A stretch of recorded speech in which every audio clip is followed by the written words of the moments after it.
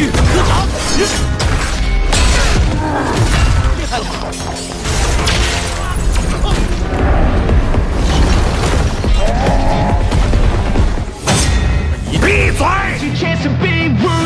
kid, don't ever let them get inside your head.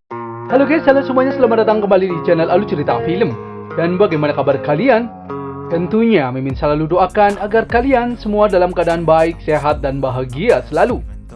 Untuk episode kali ini, Mimin akan merangkum sebuah film Donghue series dari film Throne of Steel untuk part terbarunya.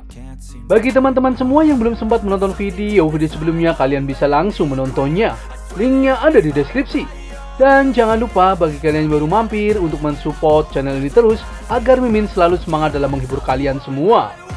Oke, tanpa berlama-lama lagi, Mimin akan masuk ke dalam alur ceritanya. Di episode terakhir kemarin, para kontestan 16 besar memasuki cermin ribuan wajah untuk mendapatkan hadiah masing-masing sesuai karakternya. Satu persatu pun memasuki dan mendapatkan hadiah tersebut. Lalu tak selang berapa lama, Ketua Paladin mengumumkan babak selanjutnya adalah undian babak 16 besar. Ketua Paladin juga menjelaskan jika mendapatkan nomor yang sama, maka itu adalah lawan masing-masing kontestan. Angka tersebut juga merupakan urutan pertandingannya dan kesempatannya hanya satu kali.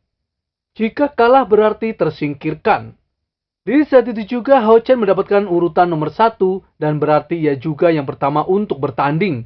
Dan di saat Hao Chen mencari nomor yang sama dengannya, ia sangat terkejut. Ternyata yang mendapatkan nomor urut 1 adalah kakaknya yaitu Nona Xin. Dan dipastikan Hao Chen akan bertarung dengannya di arena. Para kontestan 16 besar pun sudah mendapatkan lawan masing-masing sesuai nomor yang mereka dapat. Para tetua tahu kalau peserta tahun ini adalah yang terbaik selama ribuan tahun dan harapan aliansi. Ketua Pris juga mengatakan kalau kontestan tahun ini adalah harapan dan kemuliaan yang dibawa oleh tim pemburu iblis. Ketua Kuil Bulan yang tidak lain guru besar Hao Chen juga datang untuk melihat kompetisi tersebut. Lalu Ketua Paladin menyatakan perempat final kompetisi pemburu iblis secara resmi dimulai. Ia juga meminta semua peserta dapat menunjukkan pertandingan terbaik demi aliansinya. Dan yang pertama bertanding adalah Long Hao Chen melawan kakaknya yaitu Nona Lixin. Nona Xin meminta Hao Chen untuk jangan menahan diri di saat melawan dirinya. Pertarungan pun tak terhindarkan. Mereka saling menyerang satu sama lain. Lalu Nona Xin mengatakan kepada Hao Chen untuk menggunakan pertahanan ilahinya dan ia ingin mencoba menghancurkannya. Nona Xin pun menggunakan keterampilan yang baru ia dapat dari cermin ribuan wajah. Dan keterampilan tersebut adalah teknik bersama antara binatang tunggangannya, yaitu Mei Gui. Juga merupakan serangan terkuat Nona Xin yang ia beri nama teknik tarian langit cahaya. Di saat Nona Xin menyerangnya dengan teknik tersebut, Hao Chen mencoba menahannya dengan teknik pertahanan ilahinya. Dan membuat Nona Xin terpental dan mengaku kalah.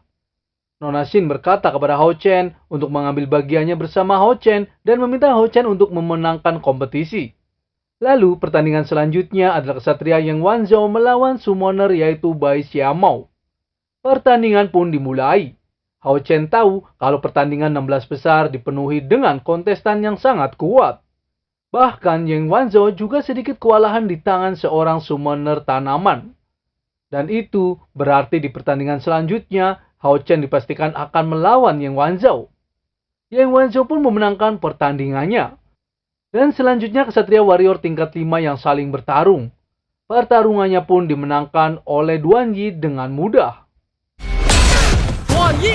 Pertarungan berikutnya babak 16 besar adalah Huang Yi melawan kesatria warrior.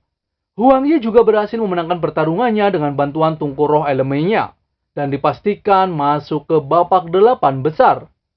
Para kesatria yang memenangkan pertarungan dan masuk ke 8 besar adalah Hao Chen, Yang Wanzhou, Duan Yi, Huang Yi, Liao Yu, Dian Yan, dan Mu Ning. Dan tersisa satu pertandingan terakhir untuk menuju tempat 8 besar. Dan yang akan bertanding untuk mendapatkan tempat 8 besar terakhir adalah Nona Sai melawan Fang Zhu yang dikenal sebagai master pesulap. Pesulap Fang Zhu berkata kepada Nona Sai kalau itu adalah sebuah kehormatan karena Nona Sai dapat melihat sulapnya. Ia juga dengan sombongnya berkata kalau dirinya adalah seorang kontestan yang luar biasa. dan sangat sia-sia melawan wanita buta seperti Nona Sai yang tidak dihargai. Ia pun langsung menyerang ke arah Nona Sai. Nona Sai hanya mencoba menghindari serangannya. Orang-orang di sana juga mengira kalau Nona Sai tidak akan menang melawannya karena kecepatan dari pesulap Fang Zhu. Namun mereka terkejut di saat Nona Sai berhasil menyerang pesulap Fang Zhu yang menghilang. Nona Sai berkata kepada pesulap yang sombong itu kalau sulapnya hanya bisa menipu panca indera, tapi tidak bisa menipu dirinya. Pesulap Fang Zhu pun terluka dan terjatuh terkena serangannya. Pesulap Fang Zhu sangat kesal karena Nona Sai mengatakan sulapnya hanya tipuan. Ia langsung mengeluarkan binatang iblisnya yaitu beruang raksasa Vajra tingkat 6. Nona Xin tahu kalau pesulap Fang Zhu sangat berisiko karena memanggil binatang iblis tingkat 6. Dan semua itu bisa menyebabkan tubuhnya menderita serangan balik yang dahsyat. Hao Chen juga tahu kalau binatang beruang raksasa Vajra adalah binatang tipe kekuatan dan memiliki kekuatan yang terkuat di antara binatang iblis dengan tingkat yang sama.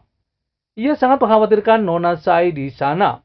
Akan tetapi, di saat binatang iblis itu menyerangnya, Nona Sai langsung mengeluarkan kekuatan misteriusnya dan membuat beruang raksasa Vajra tersebut dengan mudah dikalahkan. Pesulap Fang Zhu pun terkejut dan ketakutan. Orang-orang di sana juga sangat terkejut karena Nona Sai dengan mudah mengalahkannya. Lalu wasit mengumumkan kalau Nona Sai lah pemenangnya dan dipastikan masuk ke 8 besar. Pertandingan 8 besar selanjutnya akan diadakan di kemudian hari. Dan para kontestan 8 besar akan dipasangkan secara acak satu sama lain untuk menentukan 4 besar selanjutnya. Hao Chen baru tahu kalau Nona Sai ternyata sangat kuat, tapi di balik kekuatannya ada banyak penderitaannya yang telah ia bayar. Hao Chen juga tidak tahu mengapa Nona Sai tidak memberitahu kepadanya selama ini. Di saat Nona Sai menghampiri Hao Chen pun langsung membawanya ke sebuah tempat. Lalu di sana tetua penyihir membicarakan tentang hubungan Hao Chen dan Nona Sai. Dan membuat leluhur dari kuil asasin yaitu Tuan Xiaji muncul dan memarahinya. Ia berkata kepada tetua penyihir yaitu Tuan Lingzi untuk meminta Tuan Lingzi diam dan jangan banyak omong. Para tetua di sana pun langsung memberi hormat kepadanya. Ia juga memarahi tetua kuil asasin Ning Vinci karena tidak bertindak di saat Nona Sai bersama Hao Chen.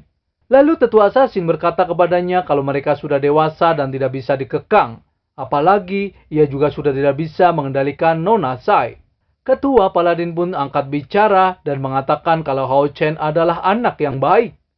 Tapi leluhur Xiaji sangat marah dan meminta semuanya untuk diam. Ia menjelaskan kalau Nona Sai tidak sesederhana yang semua pikirkan.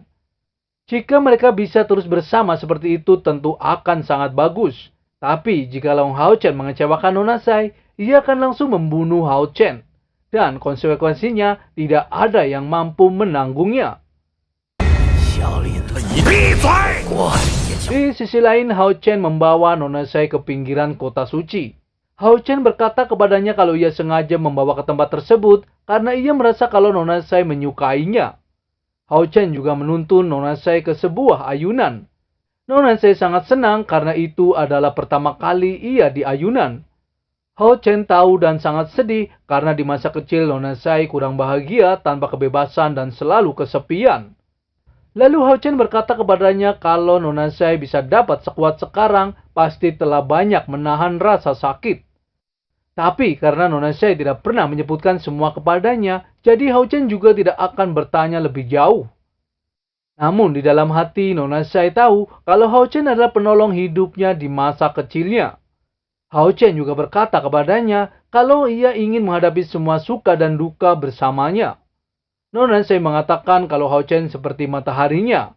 Selama ada Hao Chen, ia tidak akan merasa sakit. Hao Chen pun berjanji kalau ia akan selalu menjadi mataharinya.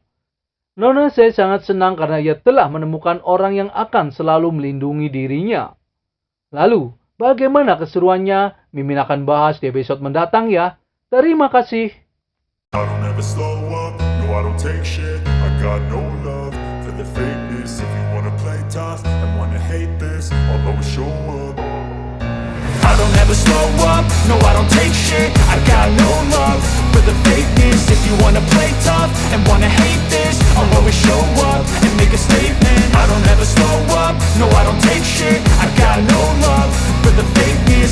wanna play tough and wanna hate this, I'll always show up and make a statement. Everything I do so instinctive and so passionate. Every word I move so descriptive like an